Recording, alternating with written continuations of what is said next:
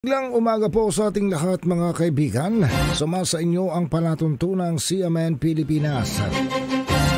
Napapakinggan live nationwide via satellite at sa mga himpilan ng radyo ng Catholic Media Network sa iba't ibang lalawigan sa ating bansa. Araw po ngayon ng Martes, ika-22 araw sa buwan ng Hulyo. Ako po ang inyong lingkod, si Ariel Ayala. Sa atin pong mga balita sa araw na ito ng Martes, lahat ng klase sa gobyerno at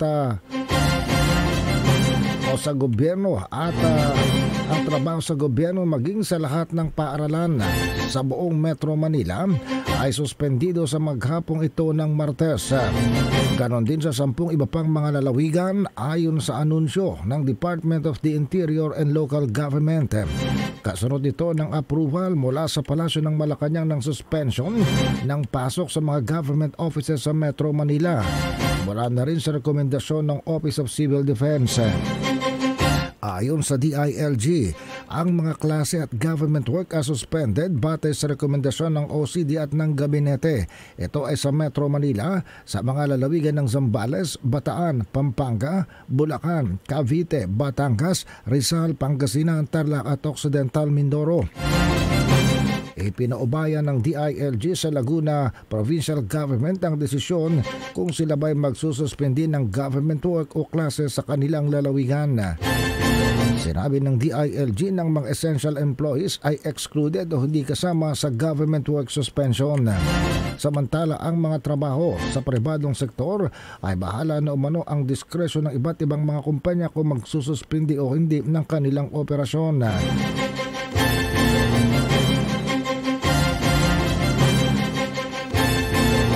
Samantala, sa kaugnay pa rin pong balita, nanawagan naman si Education Secretary Sani Angara kahapon sa publiko na wag daw i-pressure ang mga LGU, local government units, na magsuspendya ng klase kapag umuulan. Paalala ng kalihim ng DepEd na ang mga hindi kinakailangan na mga paghinto sa klase ay lalong nakakasira sa learning o pagkakatuto ng mga estudyante. Nanawagan ng DepEd sa publiko sa mga magulang at mga estudyante na wag daw i-pressure ang mga local government at mga chief executive sa pagsuspendi ng klase sa maiksing pag-ulan lamang. Kapag pinagsama-sama ang mga nawalang araw dahil sa suspensyon, makikitang napakalaki ng epekto nito sa mga estudyante na babawasan ang kanilang kaalaman. Resulta nito, ang mga estudyante sa Pilipinas ang itinuturing na pinakang bobo o kukunti ang natututunan kumpara naman sa mga kalapit na bansa sa Southeast Asia. Samantala, sabi pa ng DepEd Secretary na daan-daang mga paaralan sa bansang apektado na ng masamang kalagayan ng panahon. Pakaisipin, mahalaga pa rin ipagpatuloy ang klase kung pinapayagan o pwede sa ilalim ng umiiral na local condition. Paalala ng Education Secretary, dapat magkaroon ng make-up classes matapos ang class suspension, Sabado or after school. Depende na raw sa availability ng mga guro dahil matindi na ang tinatawag na learning loss sa mga estudyanteng Pilipino.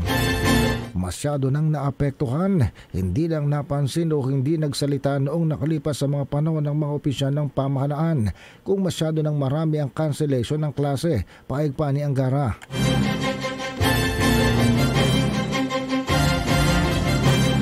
Samantala, para mawala naman ang pressure ng publiko, lalo na ng mga estudyante at ng mga magulang na sa konting ulan lamang ay nananawagan sa kanilang mga local government officials sa magsuspindi ng klase.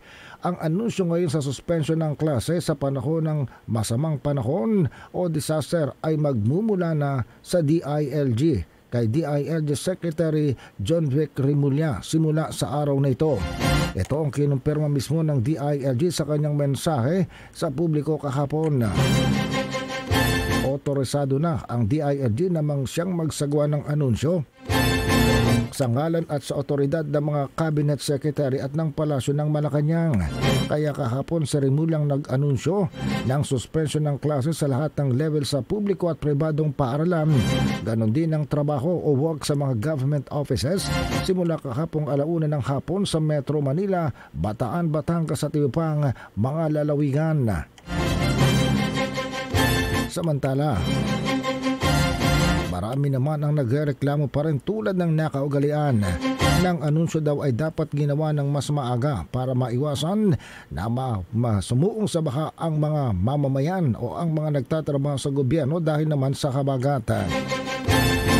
Pero dahil hindi politiko ang nag-aanunsyo ngayon ng cancellation ng klase, si DILG Secretary Remulla, inamin niya ito, kanyang pagkakamali. Hinintay daw niya munang maglanding si Pangulong Marcos sa lupain ng Estados Unidos bago siya humingi ng permisyong suspendihin ang mga government work at klase sa Metro Manila at sa 10 mga lalawigan. Sabi ni Remulla, walang dapat ibang sisihin kung di siya kung nagkamali man siya, pero kanyang pinaninindigan na hindi naman uubra na sa kaunting sama pa lamang ng panahon, suspendido na agad ang trabaho o kaya naman ay ang mga klase sa paaralan dahil labis ng apektado ay na rin kay DepEd Secretary Sani Angara ang kawalan ng natututunan ng mga estudyante sa dami ng class suspension dahil madaling ma-pressure ang mga mayor ng mga botante para mag-suspendi ng klase.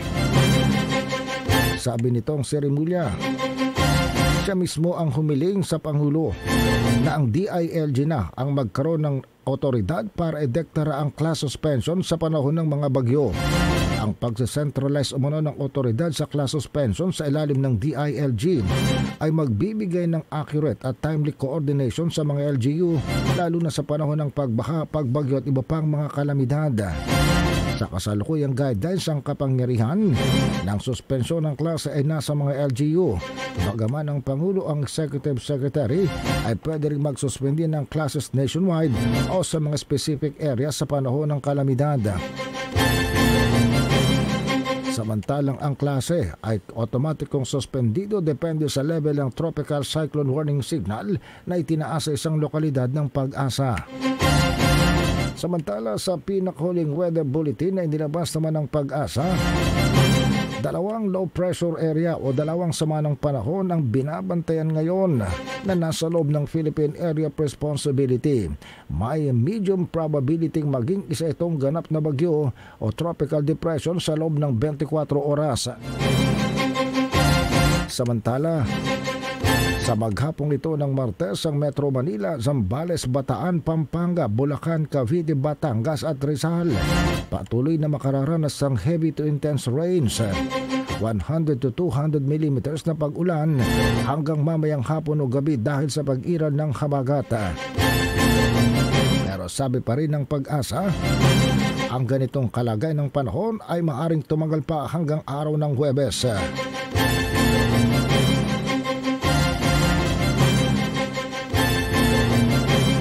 Dahil dito pinag-iingat ng mga otoridad ang mga mamamayan natin lalo na sa mga lugar na itinuturing na may pangkaraniwan ng naapektuhan ng mga pagbaha o mga pagguho ng lupa o ng iba pang kalamidad dahil naman sa kalagayan ng panahon. Samantala, sa naunang anunsyong maghapong ito ng Martes ang heavy to intense rain sa Metro Manila at mga kalapit na lalawigan. Anunsyo din ng Pag-asa na bukas araw ng Miyerkules.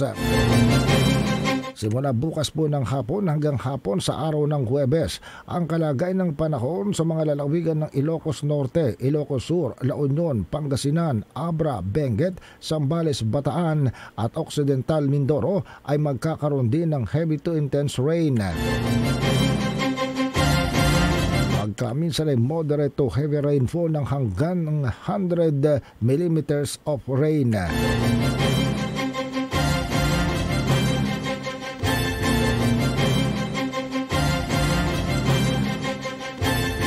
Samantala bukas din ng hapon hanggang sa Huwebes ng hapon ang mga lalawigan ng Ilocos Norte, Ilocos Sur, Pangasinan, Tarlac, Quezon, Oriental Mindoro, Marinduque, Romblon, Masbate, Sorsogon, Albay, Camarines Sur, Catanduanes, Antique, Aklan, Capiz, Iloilo, Guimaras at Negros Occidental ay magkakaroon din ng malakas na mga pag-ulan. Paalala ng Pag-asa sa nasabing mga lugar, posible ang mga pagbaha, lalo na sa mga lugar na urbanized, low-lying at malapit sa mga ilog. Samantalang ang mga landslides ay pwedeng maganap sa mga tinuturing na highly susceptible areas.